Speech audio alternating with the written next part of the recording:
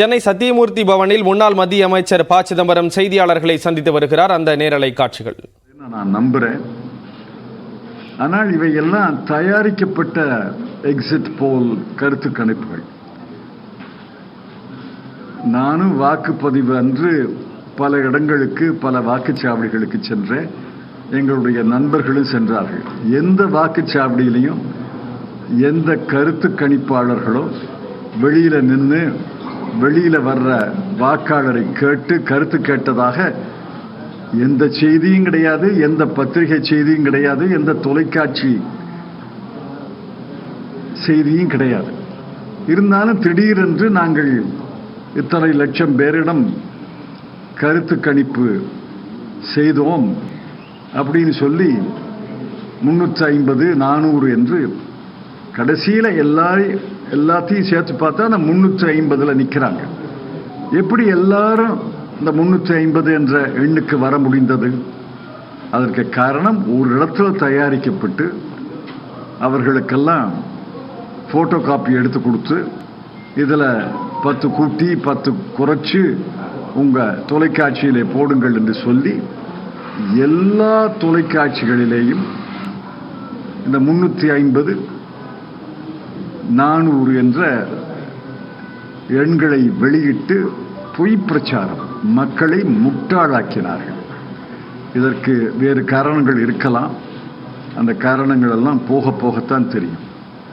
எந்த அளவுக்கு மக்களை முட்டாளாக்க முடியும் என்று பாரதிய ஜனதா கட்சி முயற்சி செய்தது என்பதை பார்த்தோம். அதையெல்லாம் மீறி இன்று பாரதிய ஜனதா கட்சிக்கு இந்த நாட்டு மக்கள் அடக்கத்தை கற்று தந்திருக்கிறார்கள். அவர்கள் ஆட்சி அமைக்க போறாங்க. நாளை மறுநாள் பிரதமர் மோடி அவர்கள் மீண்டும் பிரதமராக பொறுப்பேற்கிறார். தன்னுடைய பேச்சில் ஜவஹர்லால் நேருவோடு தன்னை ஒப்பிட்டுக் கொள்கிறார். அதாவது அவருக்கு கிடைத்தது 282, 303, 240 இந்த 3 எண்கள் தான்.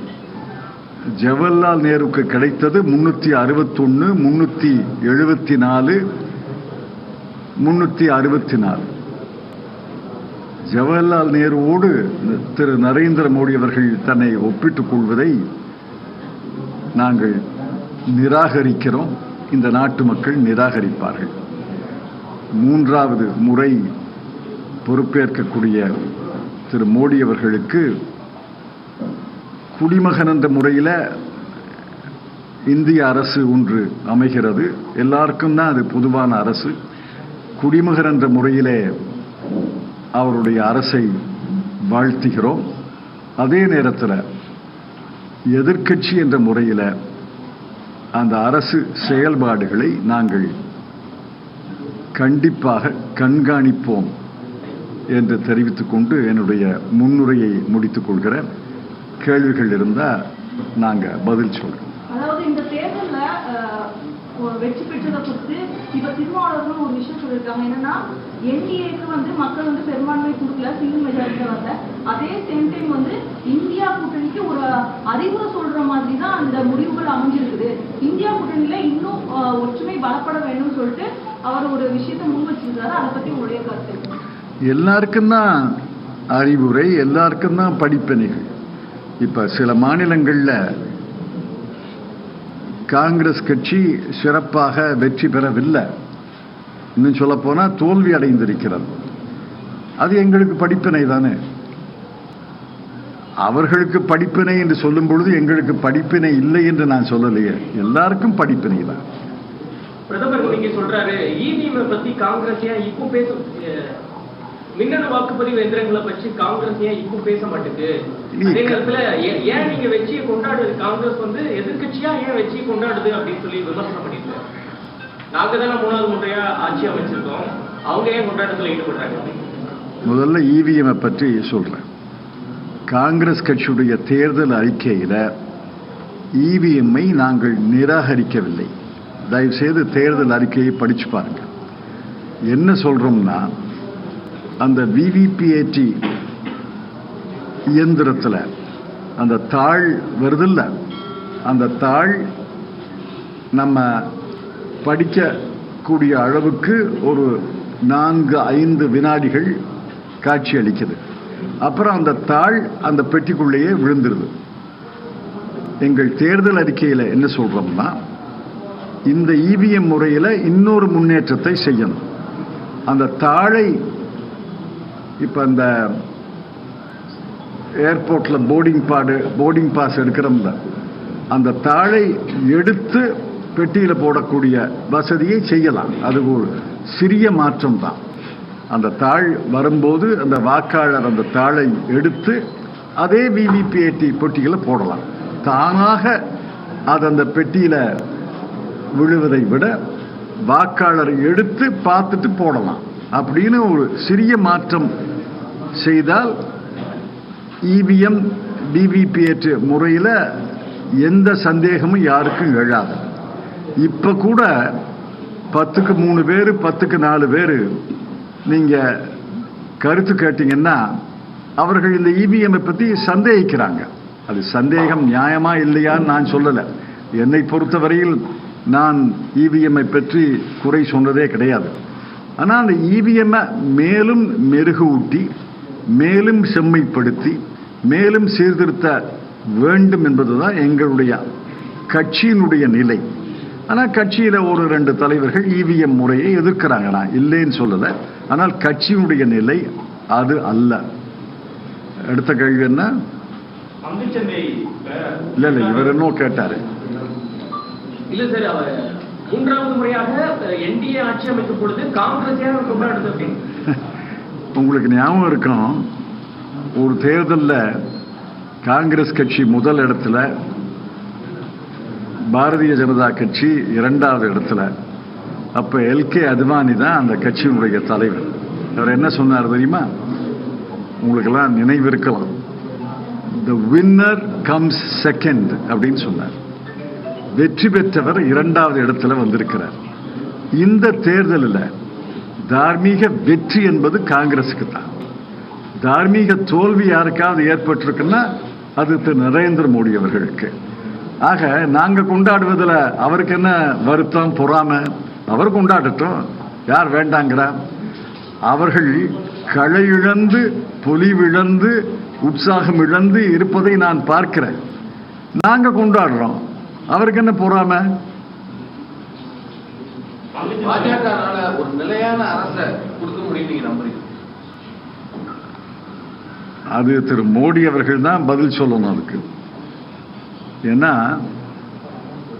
திரு மோடி அவர்கள் தான் குஜராத் முதலமைச்சராக 12 ஆண்டுகள் இருந்தபோது, இந்திய பிரதமராக 10 ஆண்டுகள் இருந்தபோது, அவர் ஒரு மனித ஆட்சி, 1 person கவர்மெண்ட், ஒரு மனித ஆட்சியை நடத்தித்தான் அவருக்கு பழக்கம். இந்த ஒரு மனித ஆட்சி என்பது இப்பொழுது கூட்டணி அரசாக அமைக்க வேண்டிய கட்டாயம் அவருக்கு இருக்கு. அது நிலையான ஆட்சியா இருக்குமா இல்லையா என்பதை அவர் சொல்லலாம், அல்லது காலம் சொல்லும். நான் சொல்ல முடியாது, நீங்களும் சொல்ல முடியாது. பங்குச்சந்தைகள்ல 2ஆம் தேதி முதல் 5ஆம் தேதி வரைக்கும் முறைகேடு நடந்திருக்கிறதா ராகுல் காந்தி பண்ணியிருக்காரு. திருப்பி இன்னைக்கு சென்செக்ஸ் நிப்டி ஆல் டைம் ஹையை டச் பண்ணியிருக்கு. இது உண்மையான வேலைகள் இருக்கா, இல்ல இதுல இந்த டைம்ல இன்வெஸ்டர்ஸ் என்ன பண்ணலாம்? அமெரிக்கா புகழ்பெற்ற அவர்களுடைய ரிசர்வ் வங்கியுடைய தலைவர் ரொம்ப சொன்னார், ஓவர் எக்ஸூபரன்ஸ் சொன்னார்.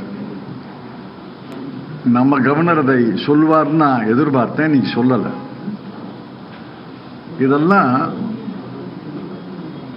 பங்குச்சந்தை வளர்ச்சியை குறிக்கல, பங்குச்சந்தையினுடைய வீக்கத்தை குறிக்கிறது. இந்த அளவுக்கு இந்திய பொருளாதாரம் உயரவில்லை. இந்திய பொருளாதார உயர்வை ஏற்ப பங்குச்சந்தை உயர்ந்ததுன்னா அதை ஏற்றுக்கொள்ளலாம். ஆனா இந்திய பொருளாதாரம் ஓரளவு தான் உயர்கிறது. ஆனா பங்குச்சந்தை பெருமளவு உயர்கிறது என்றால் இது பங்குச்சந்தையினுடைய வளர்ச்சி அல்ல, பங்குச்சந்தையினுடைய வீக்கம். ஒன்று. ரெண்டாவது, நிப்டி 100 கம்பெனிகளுடைய பங்கு, அதை விலைய அது குறிக்கிறது. சென்செக்ஸ் 50 கம்பெனிகளுடைய பங்கு. அதை வைத்தே இந்திய கம்பெனி உலகத்தையே மதிப்பிடக்கூடாது.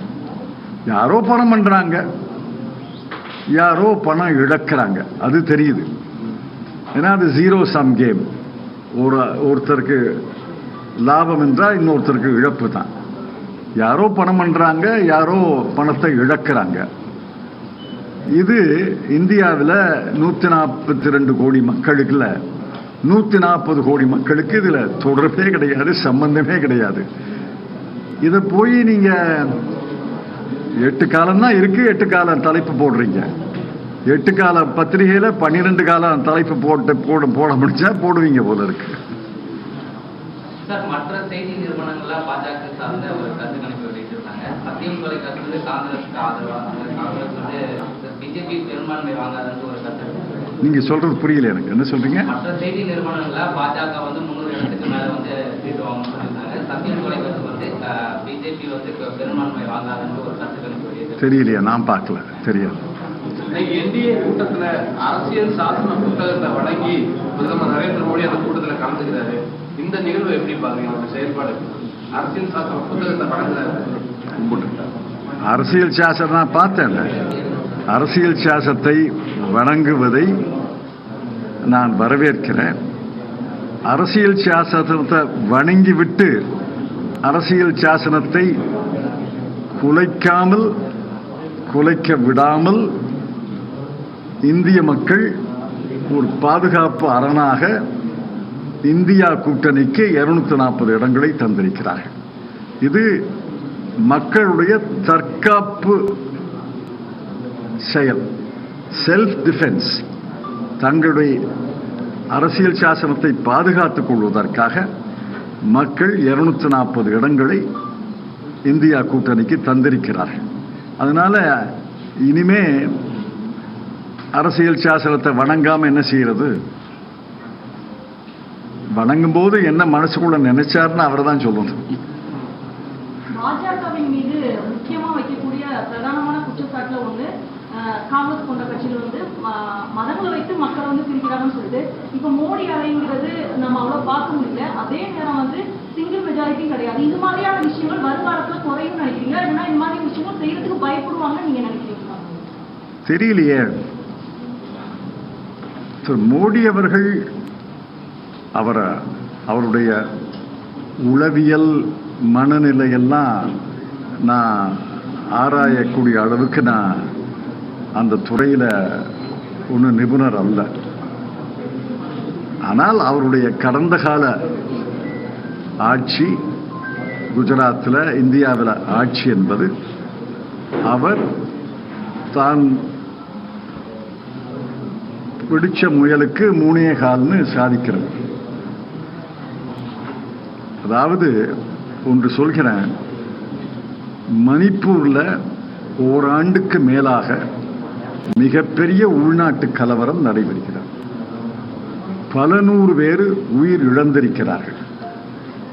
ஏறத்தாழ 40,000 சொல்றாங்க, 70,000 சொல்றாங்க. இன்னும் உள்நாட்டு அகதிகள் முகாம்ல இருக்காங்க. அவர்களுக்கு இருக்க இடம் கிடையாது, போதுமான உணவு கிடையாது, சுகாதார வசதி கிடையாது, மருத்துவ வசதி கிடையாது. குழந்தைகள் பிறக்கிறாங்க, இறக்குறாங்க. அதாவது 21வது நூற்றாண்டுல 2024ஆம் ஆண்டு ஒரு நாகரிக நாட்டில் இது மிகப்பெரிய களங்கம். இந்த களங்கத்தை துடைப்பதற்கு, ஏற்பட்ட தவறுகளுக்கு வருத்தம் தெரிவதற்கு, அந்த மக்களுக்கு ஆறுதல் சொல்வதற்கு இத்தனை முறை எல்லா மாநிலங்களுக்கு செல்லக்கூடிய ஒரு பிரதமர் மணிப்பூருக்கு ஒரு முறை கூட போலையே. அங்க ஒரு மோசமான அரசு நடைபெறுகிறது. அந்த அரசு அமைச்சர்கள் எல்லாம் அவர்கள் வீடை தாண்டி 2 கிலோமீட்டர் கூட போக முடியாது. அந்த 2 கிலோமீட்டர் வட்டத்துக்குள்ளேயே அமைச்சர்கள்லாம் இருக்காங்க. 2 இடங்கள் மணிப்பூர்ல, இன்னர் மணிப்பூர், அவுட்டர் மணிப்பூர் 2 இடங்களிலையும் காங்கிரஸ் கட்சி வெற்றி பெற்றிருக்கிறது. 2 இடங்களிலேயும் காங்கிரஸ் கட்சி வெற்றி பெற்றிருக்கிறது. ஆக அவருடைய உளவியல், அவருடைய மனநிலையை இதிலிருந்தே புரிந்து கொள்ளலாம். மக்கள் இவ்வளவு துன்பப்படுகிறார்கள்,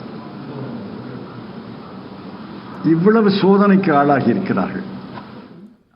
முன்னாள் மத்திய அமைச்சர் ப சிதம்பரம் சென்னையில் செய்தியாளர்களை சந்தித்தார். சென்செக்ஸை வைத்து மதிப்பிடக்கூடாது, மணிப்பூர் கலவரம் நடந்து ஓராண்டில் ஒரு முறை கூட பிரதமர் மோடி அங்கு செல்லாதது ஏன் என்பது போன்ற பல்வேறு கேள்விகளை முன்வைத்திருக்கிறார். அந்த காட்சிகளை பார்த்தோம்.